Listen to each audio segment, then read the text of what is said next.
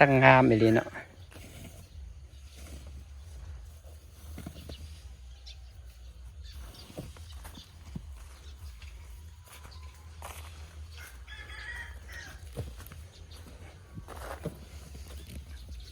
ไม่ได้น้อยเลยมีแต่หอมบวบอันนี้นะกระเทียมจ้ะโอ้โหเทียมเหมือนดูกลางเทียมบัดไว้ขายปลาเดียวขายได้ปลาบูนขายเป็ดอยู่บ่ลูกขากระเดียวฟุ้งโต๊ะเลยลูกขากระ300โลละ30ติดอ่ะตอนแรกเขาคิดว่าเขาแต่ว่าหอมแดงนะโลละ40บอกความเขาคิดว่าประมาณนั่นแหละบอกไอ้แม่นะเพราะว่ามันอนันต์เลยพระเจ้าขาย300จ้า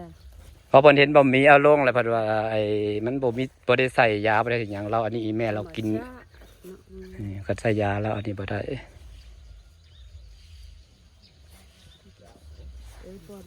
หลายอีหลีเนาะหักงามเลยเนาะงามของอีแม่ใหญ่แห่งงามนานของเราสวยงามงามสวยงามเรียงเรียงคนโตกะรักจะเอาหอมจ้ามาเอาหอมจ้าหอมแดงไว้ไปกินกิโลละ300300ก้นเบิดเลยหมดแล้วจ้ะมักโพดได้กันยังหลายบ่ยังห้องปลาล่วงเขาบ้านแก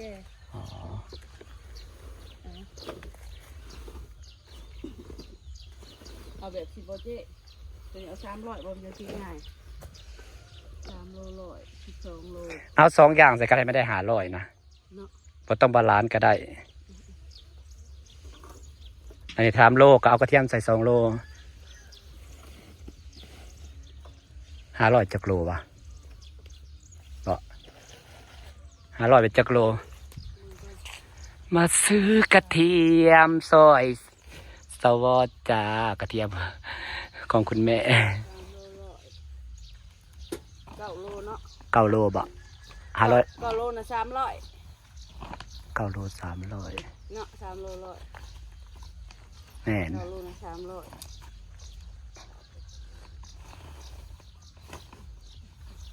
ไปก็จะได้มาจุกตากแล้วค่อย9 โลอัน10 โลเนาะหอมแดงสวยๆจ้า งามเนาะหัวใหญ่เนาะปลูกให้หน้าหัวใหญ่อยู่ดีว่าอันเงาหนึ่งน่ะเป็นเช้าผู้ใดแต่เวลาเขาเศร้าขี้ดินออกแล้วมันออกไผ่ออกมันน่ะแม่นงามอีหลีว้างามหัวใหญ่ๆหอมบัวบานเฮานี่แต่ว่าแม่นหัวใหญ่งามแต่งาม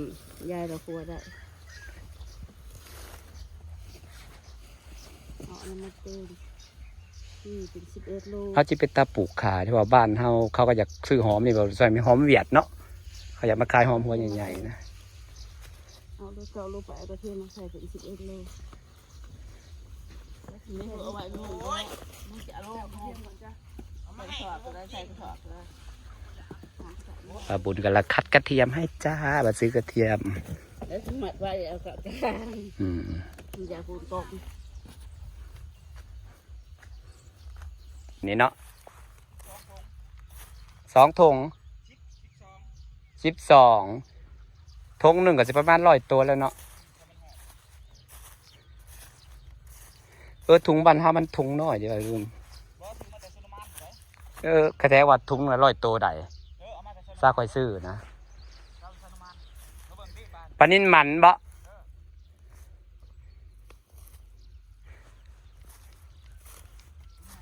อาจจะว่าได้น้ำในน้ำออกบ่อนะ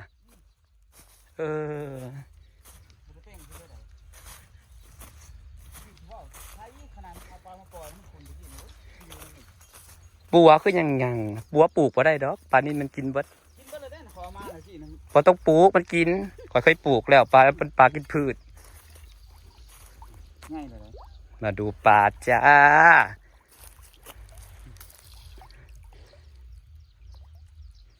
เดือนปลายเดี๋ยวมาปล่อยเดือนหนึ่งก็เริ่มใหญ่แล้ว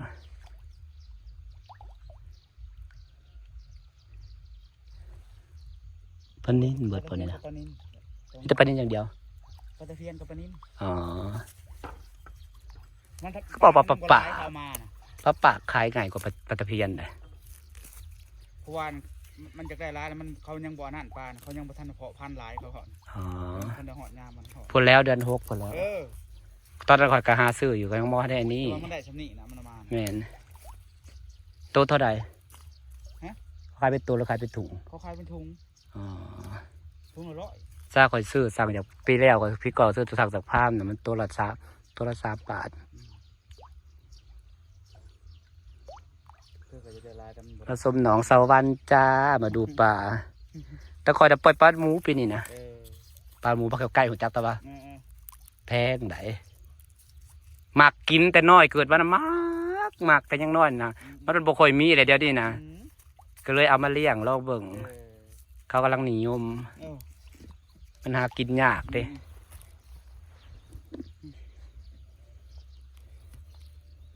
มาซื้อข้าวหอมน้ำเพิ่น เออ กระสอบหนึ่งพอดี คนเต็มกระสอบ เป็นหนาปลูกหลายๆขายง่ายจะหอมแดงนะ จากนั้นบ่ได้เคยขายนี่หั่งนี่ เพราะว่าให้มาตามร้านค้าส่วนใหญ่ไปเอาข้าวหอมเวียดมาขาย ถ้าแต่ปลูกมาเทะเลปีหั่งก็สิได้ขายหอมจ้า เขาได้ไปปลูกหลายเนาะ ได้1กระสอบจ้าเมื่อหอยตากแห้งไว้พึ่งไว้มาลูกทองกับทองมาลูกมาซื้อไว้ยายม่วนอันสิไปตาก มาซื้อหอม ยายบุญฝนที่ตกเร็ว มาซื้อหอม ฝนออกเบิดเด้อ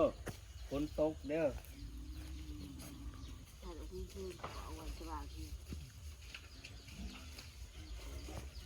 ฝนออกมันเบิดนี่ ยายโหมาตีมาช่อยอยู่พี่นอกเลยอ้นโปรวิดไปอยู่ในบ้านเฮียน่ะจะรุดเลย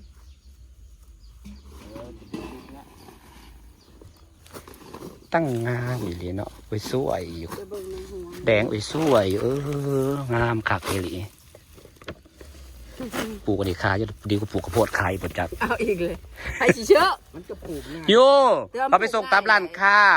เดี๋ยวปลูกง่ายเลยนี่ ห้านค้าเขาเจ้าไอ้ต้องการสิตายเดี๋ยวเขาหอมเวียดหัวใหญ่มาขายเห็นบ่เนาะ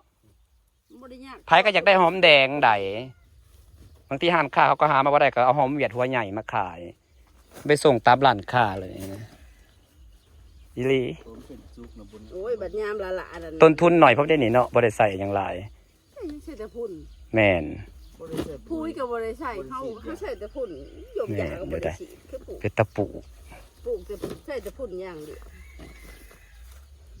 เรื่องขายได้อยู่แล้วเพอมันหนึ่งมันก็บ่เน่าบ่อันนี้กระปูหมกผียังว่ามีเน่ามีหยัง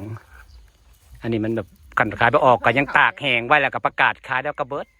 ที่อยากเขาพร้อมแล้วเจ็ดเดี๋ยวอื่นนะ นั่นแหละจังว่าปีหน้าน่ะปลูกนี่ได้หลายโลดข่อยว่า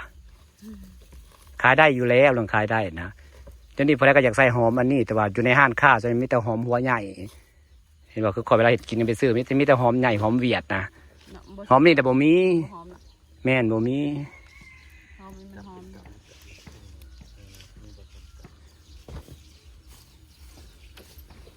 หอมแดงน้ำเบามีจ้าน้ำคุณแม่จ้า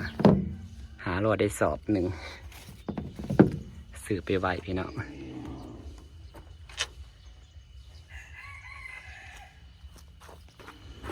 ทำมันเป็นมาเย็ดป่ะ เจ๊ ยันหอดใจแล้ว ขอบคุณค่ะ แต่กิวเอาก็เห็นไอ้แม่ย่างอย่างเดียวไปใส่ ย่างก็ทำคุณนี่จะให้คุณยายนะคะ